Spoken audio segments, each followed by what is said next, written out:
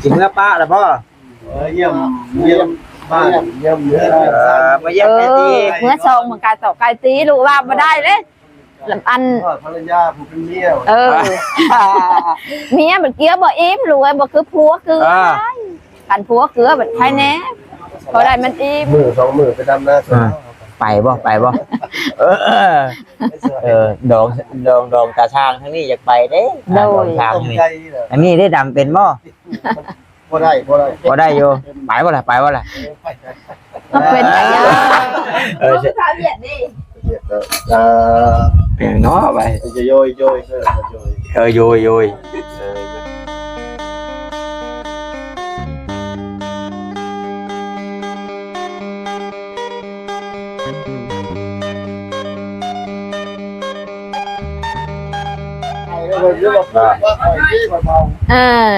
นั่งมีไฟของ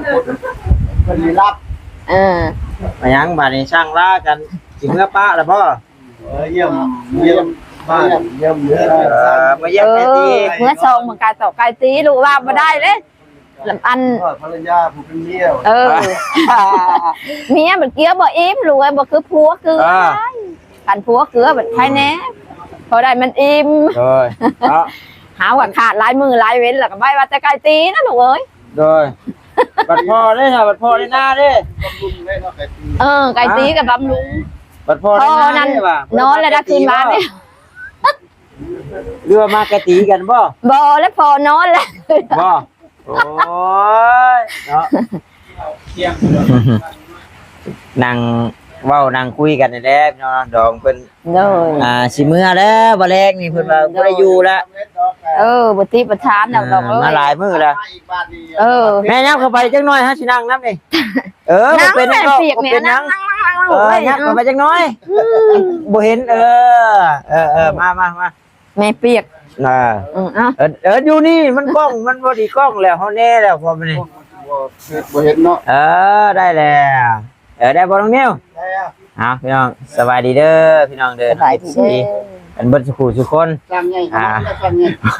งใจเพิ่นว่าทางของเราคนไทยต่างประเทศนำเนาะก็ยินดีต้อนรับเข้าสู่ช่องของเบาตาบ้านเฮาคือเก่าพี่น้องเอ้ย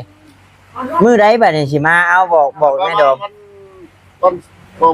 ต้นแรงมา2 มื้อเอาอาทิตย์นะครับ2 มื้อนะคือว่าง่ายเมื่อบ่แลงนี้ก็ว่าวันอาทิตย์มื้อ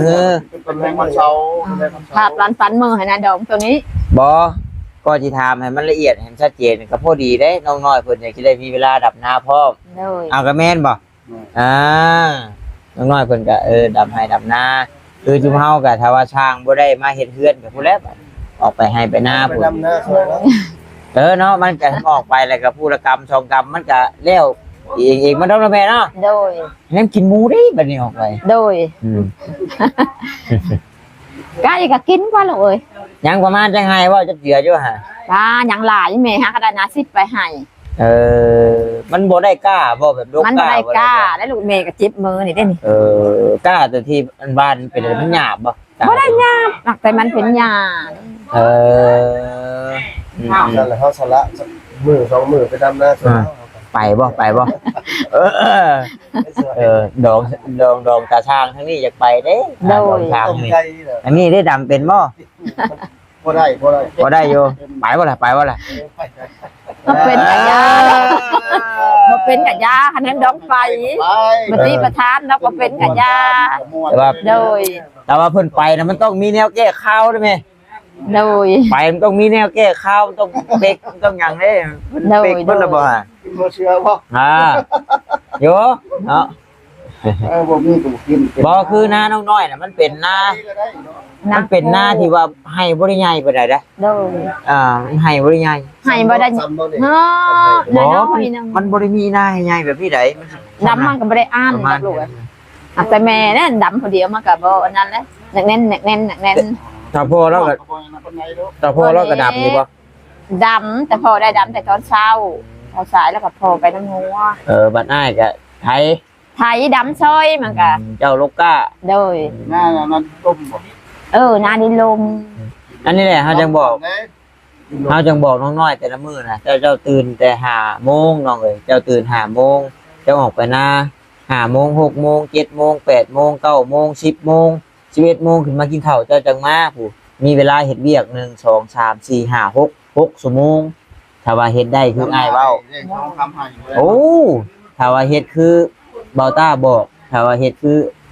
ได้คือเบาต้าเว้านั่นจะมีเวลาดำนาช่วยแม่ผู้มือโดยที่แบบบ่ได้เสี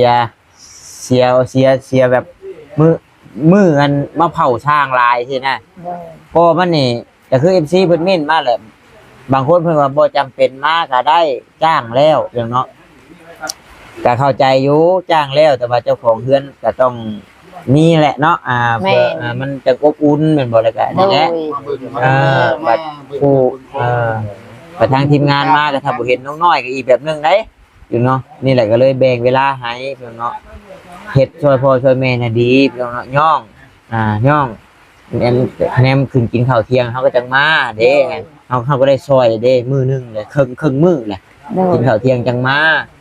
ตอนเช้าบ่มาก็ได้ทุกอ้ายก็มาสวยอยู่แล้วสินะแต่ละมื้อเฮาบอกเพิ่น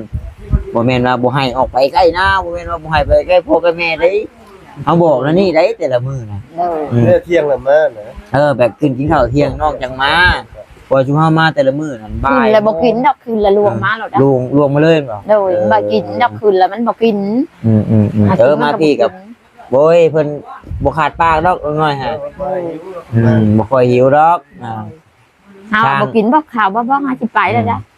คือทางเพิ่นก็บ่ได้ให้ยากหยังนำพ่อผลึกดอกพี่น้องเนาะแต่ว่าเจ้าของเฮือนมามันก็อีกแบบนึงแม่นบ่มันเฮาแบบมันอบอุ่นนะว่าแล้วก็ได้อันนี้ลุงว่าเวอยู่แม่นอยู่จ้างแล้วก็คือว่าถิ่มแบบ แม่ ให้มีแต่แบบมาช่วยเหลือสินะ มีตัวขาดเงินกับพอได้บอก โต แม่น ผมมานะ แม่นคือบัดผู้นั้นผู้นี้มีแนวมาให้สินะน้อยนู่นนี่เด้อหรือว่าแบบตัวนั้นพระตัวนี้เหลือก็พอได้เว้ากับเจ้าของเฮือนนำแน่สินะนี่แหละแต่ว่าตอนเช้าน่ะไปโลดไปดำให้ดำหน้าบอกน้องเพิ่น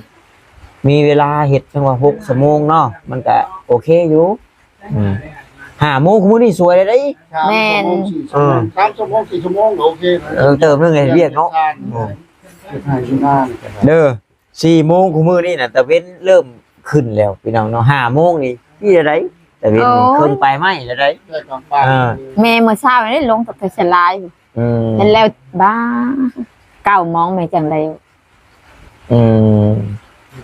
คือกินข้าวเที่ยงไอ้ที่ย่างมานี่ กินแล้ว 2 คนนะแถมเท่าอีกแหละนี่แหละ FC เพิ่นว่ากระบาบนะกระบาบเพราะว่าน้องน้อยกับลูกสาวผู้เดียวบัดแม่เพิ่นบัดเฒ่าแล้วพ่อก็เฒ่าแล้วสินะสิให้เราเฮ็ดเวียกหนักหลาย2 คนก็บ่ได้ก็พอดีแล้วบัดนี้ช่างเพิ่นหยุดแล้วก็น้องน้อยก็สิได้ออกไปให้ไปหน้าเต็มที่เนาะแต่สำหรับเบาต้านั่นถ้าว่าในเมื่อช่างเพิ่นบ่มาก็ออกไปดำไร่ดำนาหรือว่าเฮาผู้มานี่ก็ผู้แลออกไปถ่ายคลิปให้พ่อแม่พี่น้อง FC เบิ่งอยู่ให้อยู่หน้าเนาะพอลงซอยก็ลงสินะดำไร่ดำนาซอยเฮ็ดจังได๋ซะ ตั้งกล้องไว้ลงน้ำ ซอยแล้วแม่ก็อยากให้แล้วลูกเอ้ย มัน แม่ก็อยากมาพี่เท่าใด จะมาทีแรกว่าหัวม่วนกันพี่น้องมันก็อบอุ่นแบบนึงแต่ว่าเราบัดดำหน้าช่วงนี้นะดำหน้าแลน้ำอีกเด้แต่ได้น้ำนี่หลายช่วงนี้เนาะ หลาย เฮ้ยคักปัญญัง ได้ใจเนาะ โดย หน้าก็ได้ใจได้เลยน้ำหลายเนาะ เป็นดินทรายแบบนี้เป็นดินแบบ บ่ดินขี้มอน เป็นอะไรเลยอีกมันแบบ มันดำเลยมันลมเนาะ ดินตับน้ำซุ่มนะ อะโตอนาโคก ต่างงามนะ แต่ว่าได้ใช้พูยให้ยังก็คักก็คือสิงามอยู่มันเป็นแบบหน้าบ่ช่องน้ำสิรวดสิท่วมพูยไปแล้วกว่าวันนี้แต่ละปีใช้จักสอบ โอ้ยแต่ละปีแม่ก็ใส่เทื่อละชอบปีแรกก็ชอบนึงเลยไม่หาเงินบ่ได้ คักแท้เดินหน้าเจ้าธงนี่สอบนึงนี่ธงนั่นนี่ช้องนี่พอดี แม่น อันนี้ พวกและหลายคน บ่30ไปให้เนี่ย หลายๆกระบาดมันสิ ไม่ให้ก็ได้เข้าประมาณกระสอบเศร้า เอาคันฝนดีก็ได้อยู่ดอก แล้วก็บัดยามมันมานั่นชื่ออันซุปเปอร์มักดกน่ะมาสีดบาด โอ้ย มันแสนห้า เอา ก็ได้ แต่เด้ 50 เนาะลูก แล้วไปชื่อโน่นนั่น นั่นแต่ก็ถามว่าแพงบ่พี่น้องก็บ่แพงปานใด150,000มันก็ได้อยู่50 เม็ด ขายไก่ 50 มิตรนี่ทัวบ่เลยนาเจ้า2ธง โดย ทัวบ่เลย แต่ว่านี่แหละพี่น้อง แสนหาขายไก่2ตู้ เนาะ ได้ จับมาขายตะดองเด้อ แน่ โดย จอเป็นกล้องเยี่ยมตะดองก็ สิมาขายให้ตาดอง ตะดองก็ตอบแบบบ่คิดแล้วเนาะโดยแล้วเนาะต้องคอยจิ้มได้พี่น้องเนาะกล้องหน่วยนี่มันมืดมันดำ เอาหน่วยใหม่ที่มันแจก ว่าอยู่ว่าอยากได้อยู่ฮะ ดอกมันแน่ดอกนี่มันด้วยดอก เขาแน่ดองป่าตัวนะ ดองปลาวันนี้คึมเนาะมื้อนี้เนาะคึมเบิดมื้อเนาะมื้อนี้โอ้ อากาศขึ้นแว่นนี่แหละ อากาศมันคึม ฝนตกดุเลยลูกคำเมื่อเองเมื่อชนะดองไอโอมันก็แจ้งมาแล้วบัด บ่ เนาะตาดองเมื่อมันก็แจ้งแล้วดอกมามันก็มืดแน่แล้ว เมื่อส่งน้องนิ้วแต่ละมื้อนั่งคอยได้แล้วเราว่าพอเจ้าเป็นจังได๋อาบน้ำอาบในกินข้าวกินน้ำอิ่มอยู่บ่เราอ่ะเจ้าบ่เชื่อจะเมื่อถามมึงเราเด้อ โอ้ตู้หาผมมือ บ่โอ้ยแล้วจ้าโอ้ยเพิ่นก็ถามอยู่หั่นแหละถามลูกถามเต้าเนาะเป็นจังได๋พอสู้ว่าซั่นเพิ่นแผนก็คิดฮอดแล้วเว้ย เอาก็คิดฮอดนั่นแหละลูก หนาว คิ เลย ดฮอด แล้วนอนอยู่เชียงรายอยู่ไง เฮือนหนาวหั่นแหละเฮือนน้อยๆมันยังบ่แล้วเด้ กับผ้าผมเปียกเลยเดือด เปียกหั่นแหละมันบ่มีอันตาก มันสูงแล้วบ้านมีตัวบังเด้บ้านนี้จ้ะผมอ่านก็ยังเปียกอยู่คือเก่าเลย เปียกหั่นแหละ เปียกมันนึงมันเขิน มันสูง FC กับมิ้นมาหลายอยู่พี่น้องเนาะเรื่องเฮือนน้องน้อยนี่มันสูง สูงแม่ก็ว่า มันสูงเกินไปแลมันเฮ็ดให้ผลพระแล้วก็แนมเบิ่งน่ะมันแบบอย่างนี้แหละนี่มันช่วงเทคาแล้วมันสูงเลยมันเพิ่นว่ามันอยากลงเลขเห็นนะชาวบ้านเนี่ยมันลงเลข แล้วบักโก้ตัวนี้ก็แน่นบ่ได้บัดแน่นแล้วโก้ตัวนี้คือไปแล้วก็แน่นแล้วครึ่ง นี่เด้อถ้าคักแท้นั่นนี่เนาะยับลงมาบนถ่ายข่าวเนาะเอาว่าเนาะนี่ถ้าเป็นไปได้นะ ลดลงเส้นเส้นนะตกลุดลง พอดีหั่นนี่มันอยากแต่เวลอยู่แต่ก็ยามันแหละมันจังเย็นมันเย็น มันยามแดดกะมันก็บ่ร้อนแฮงปานใดมันชุ่ม อยู่ใส่อันน่ะติดกันฮ้อนเข้าไปโอ้ยครับจักอยู่ว่าแม่กันฮ้อน แม่บ่จัก ลูกเคย แล้วก็บ่ร้อน ลูกเคยว่าไม่นี่น่าเจ้าบ่นี่ไม่ลางลูกเคยสิขอได้ เอา ให้บ่ เอา แต่เพิ่นบ่ได้เอาชื่อเพิ่นเอาต้นละแสน แม่หาใบคิดอยากวาดดอกลูกเอ้ย บ่เพิ่นบ่ได้เอาไปเฮ็ดอย่างอื่นเพิ่นสิเอามาเผาถ่านได้เพิ่นจะเอามาเผาถ่าน ขายบ่ พอได้จุดีแหล้วเพิ่นว่าไม่ลางแม่เพิ่นสิเอาไว้เฮือนก็เฮ็ดบ่ได้ดอกเพิ่นว่าซั่นนี่บัดพอว่าไม่เชือกก็มาตัดเอาโลดนี่2-3ต้นเพราะว่าไม่เชือกบัดเผาถ่านบ่ได้บาดนี้ ตัดอันนั้นแล้วนี่ บ่ไม่ลางได้อยู่ เอาแล้วลูกเอาลูก เช่าเฮือนก็ได้ไม่จริงบ่ บ่ไม่นั่นมันเฮ็ดเฉาเฮือนเฉาหยังบ่ได้ มันบิดบ่ มันบ่แม่นบิดมันถือผลมันก็เปื่อยรถไม้นั่นน่ะ ซ้ คือคนคือน้ำ มันสั่นบ่แข็งเอ้าเฮ็ดได้แล้วบาดนี้สิมางเลยมันแน่นแล้วบ่ มันแน่นเลยอยู่ แน่นพึม ำเอาลูกแล้วมาอันหลัง บ่ลองเว้าเบิ่งซื่อ ไม่บ้าหังปันน้ำเด้นะลูก ลองเว้าเบิ่งซื่อมื้อนั้นนั่นพากันล้มกันเรื่องว่าสิเฮ็ดโต๊ะเฮ็ดตังขายก็เลยเฮ็ดเว้าหยอกเลยซื่อ เอาลูกแล้วได้แหละ น้องน้อยว่าไม่ก็ไม่พ่อไม่แม่เฮาว่าซั่นน่ะเฮาบ่จักแล้วว่าซั่นปัดมือจากเอางัวให้โลดพาไปบึ้นเขาโอ้ย เดี๋ยวหัวน้องน้อยเอง เอาให้ลีได้พุ่นน่ะไปคนหน้าแล้วบ่ก็เอาซื่อไอ้ตัวนึง เอาไอ้ตัวหนึ่งก่อนว่ะถ้าจุงบอกว่ามันเกี่ยวเด้อล่ะเด้อแต่ว่ามันเกี่ยวดอกแม่เอ้ยว่ะเอาให้อันนี้นี่ บ่อันมันไผสิไปกล้าเอาเนาะงัวตัวใหญ่อุ้ย ก็ใหญ่แล้วเนาะ แต่ก็เชื่ออยู่พี่น้องมื้อนั้นถ้าว่าคือกล้าเอาลีก็เราก็คือสิบ่ว่าหยังดอก ไปสิว่าพี่ หยอกซื่อหยอกเบิ่งซื่อบอกแล้วอยากลองเบิ่ง อยากลองเบิ่งว่า สิว่าแล้วสิให้บ่หรือบ่ให้นะ ให้ตามไปให้มันสุดนะมื้อนั้น เป็นได้ชาวบ้านดับหน้าเลงบ่แม่ แม่ใบดำนานแรงแล้วมันเลยแม่ลูกกาได้แล้วมือแม่ก็สีด บริดับหน้าเลงลูกกาได้แต่สีดำ ำดะคำทำแล้วหนึ่งแม่ก็ด จะว่าไพ่ลูกกาถ่ายอ้ายบ่ ำแม่น่าลูกได้เลย ลูกได้แล้ว ขึ้นแต่ลูกกาแม่ แล้วว่าหยอกน้องน้อยว่าบ่มีอันคนนั้นจ้างน้องน้อยอันให้น้องน้อยดับหน้าได้บ่วะคำว่าจ้างแต่วันหนึ่งเท่าไรแม่ ร้านละเส้น พี่นะ เลย ชาวบ้านแสนชิปแสนเช้านี่เล่นหัวต่ำกันนะเนาะ แม่ อยู่เซโนเขาจ้างมันเป็นหมัดบ่ มา2,000ลำบากนะ พี่กับมัน2,000ด้วยกัน 2,000ใช่ว่าเป็นวันกับวัน1,500,000 1,800,000 จะนอนเขาแล้วน้ำใน70ก็มีเขาแล้วละลาย ก็โอเคอยู่ใครอยู่มันมันอันนี้เด้มันช่วงนี้น่ะคนกำลังกึบดำ กำลัง บัดมาปีนี้นั่นมาปีนี้น่ะผู้ใดก็หวานหลายนะเข้าว่านนี่ยังสิตัดใบอยู่เด้ได้สิปาเลยบ่ หน้าแม่บอกแม่สิยาแล้วแม่สิตัดได้ เด้อตัดก็ได้บ่ตัดก็ได้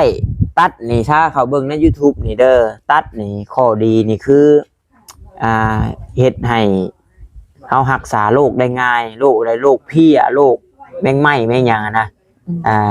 แล้วก็เช็ดให้ต้นข้าวสะอาดขึ้นถ้าเฮาบ่ตัดนี่มันสิมีขี้ยุมันสิมีไววีหลายแต่ว่า แม่น